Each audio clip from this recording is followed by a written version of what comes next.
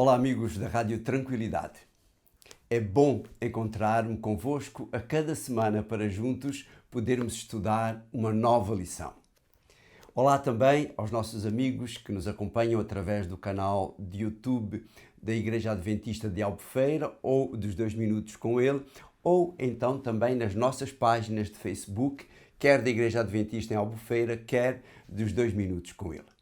Eu convido-vos a partilharem com os vossos amigos, quer na vossa página de Facebook, quer criando, quem sabe, uma lista de destinatários na vossa página ou no vosso canal WhatsApp, de maneira a poderem partilhar com os vossos amigos, com os vossos irmãos da igreja, estas lições, esta introdução ou esta recapitulação à lição. Vamos juntos estudar mais um tema extraído da Bíblia Sagrada e do nosso manual de estudo. Como nós temos dito, este trimestre nós estamos a falar sobre educação.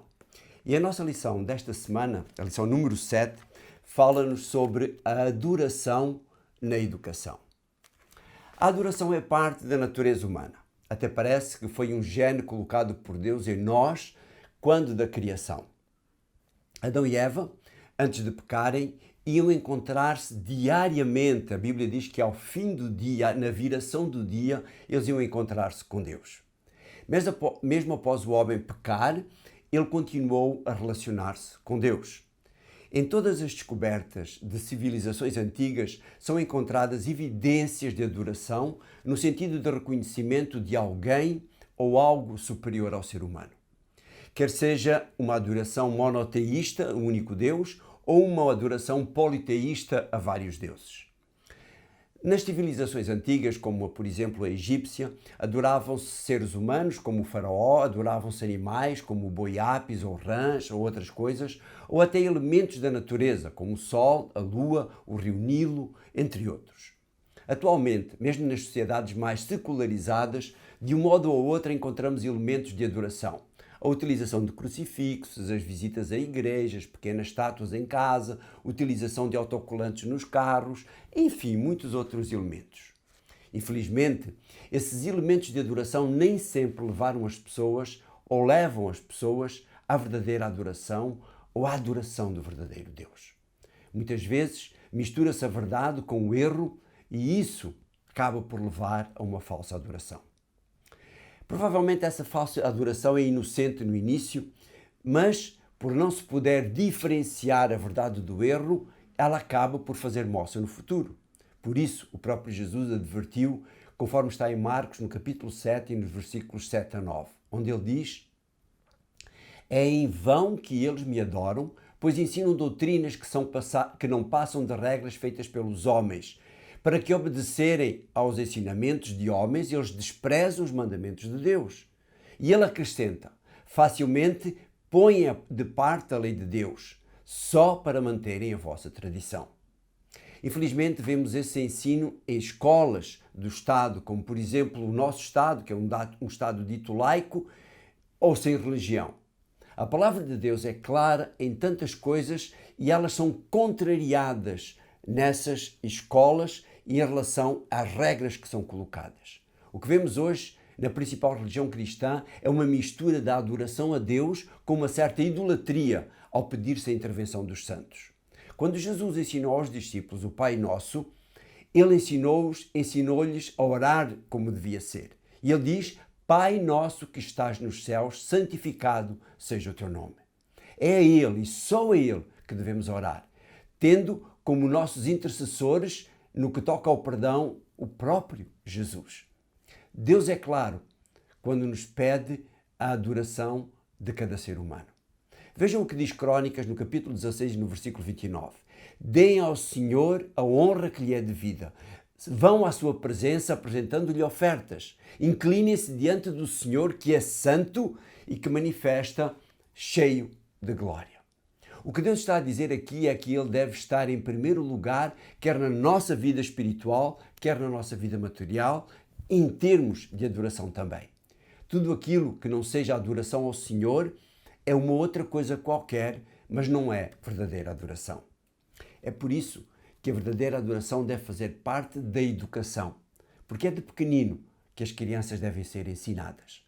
Após o 11 de setembro, perguntaram a Anne Graham, filha de Billy Graham, por que é que Deus permitia que os desastres acontecessem. Ela respondeu que Deus é um cavalheiro e, como tal, não pode estar onde não é desejado pelas pessoas.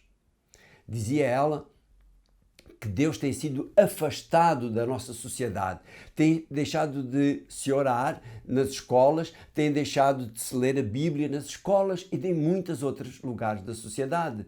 Infelizmente, o que vemos na nossa sociedade é uma substituição dos valores e da verdadeira adoração.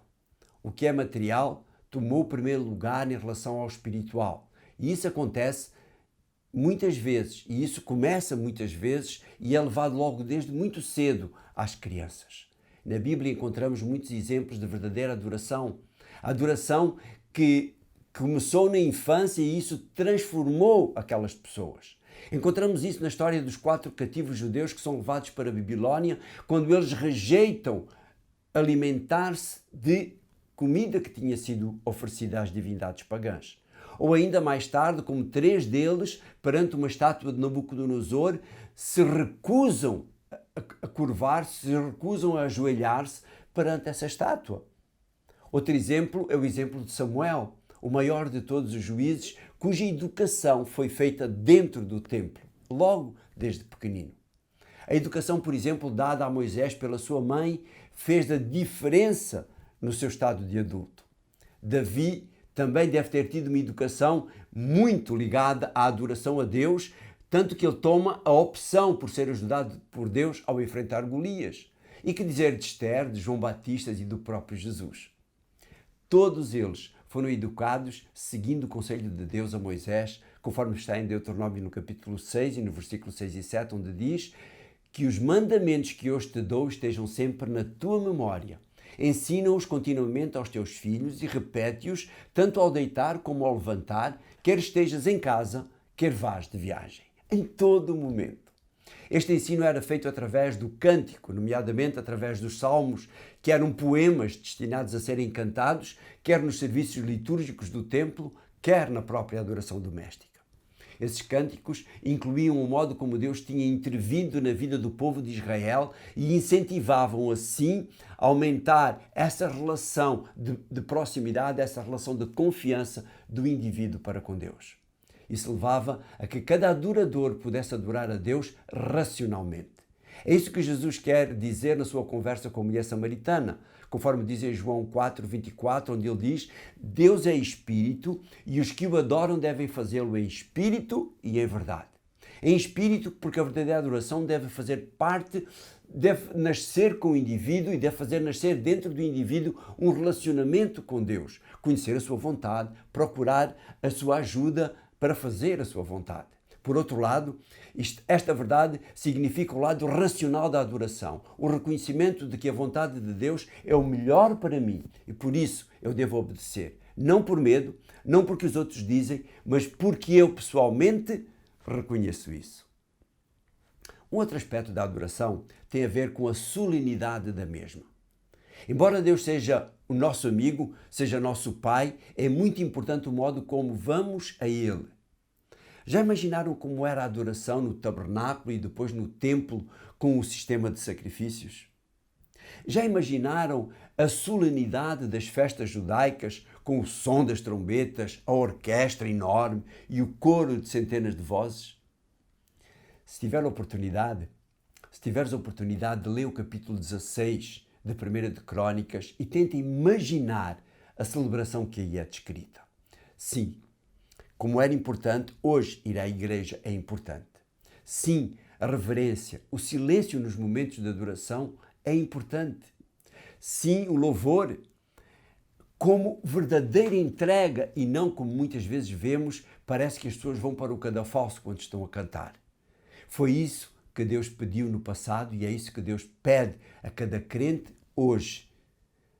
Cada um deve adorar o verdadeiro Deus tendo a consciência do seu amor por cada um de nós e da reverência e da dedicação que Ele nos merece. Pai nosso que estás nos céus, obrigado pelo teu amor, obrigado por estes ensinos, obrigado porque nos chamas à razão, obrigado porque nos incentivas desde pequeno nós podermos ajudar aqueles que ao longo do tempo te irão adorar. Dar-nos sabedoria para o fazer e, acima de tudo, que nós possamos ser um exemplo para eles também. Foi bom estar contigo. A semana que vem nós voltamos a encontrar-nos aqui para estudar mais um tema. E vamos ver o tema número 8, que tem como título Educação e Redenção. Ou seja, o sistema de sacrifícios, o sacrifício feito por Jesus e como nós o podemos compreender através da educação. A semana que vem vamos encontrar-nos aqui, eu tenho a certeza. Partilha com os teus amigos mais uma vez. Partilha com os teus amigos este pequeno vídeo, estes pequenos conhecimentos que adquirimos aqui, para que eles possam aprender também mais da Palavra de Deus.